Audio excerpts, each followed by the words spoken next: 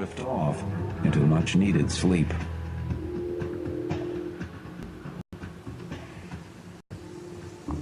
In his dream, he was soaring over the red planet. The air was chill, but he rejoiced in the feel of it against his skin.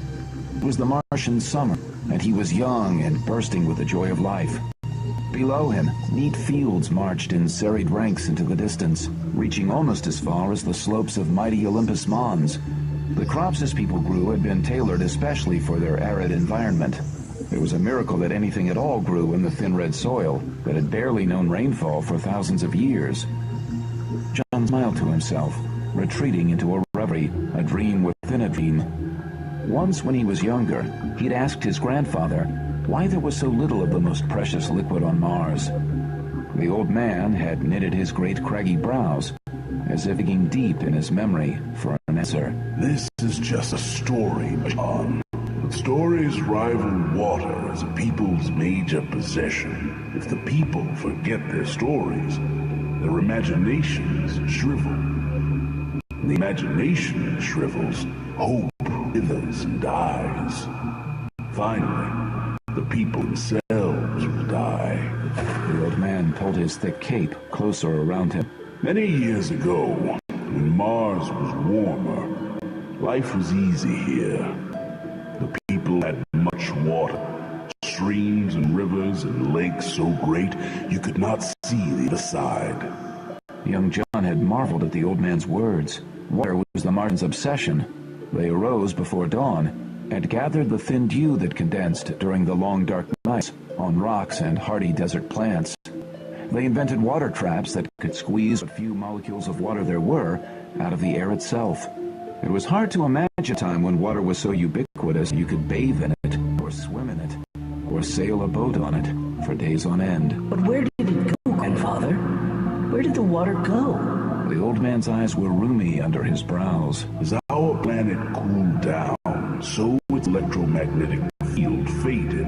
Our gravity became less, giving us more power, but robbing us of our most valuable possession. His grandfather turned his hand's palm up and extended his arms upward. The water rose in the air and drifted off into space. And do you know where it fell? This cloud of moisture that once had wet all Mars? Do you know the blue world? The one that twinkles close at night? I know it. Yes. All of our water fell there and made it a blue world with green land. And we became the red planet with deserts and choking sandstorms. I don't know if it's true, but that's the story I heard from my grandfather, and he heard from his before him. And nobody I know has a better theory. Many years later, after John had been teleported to the Blue World, he heard the stories about the Great Flood that had devastated Earth millennia in the past.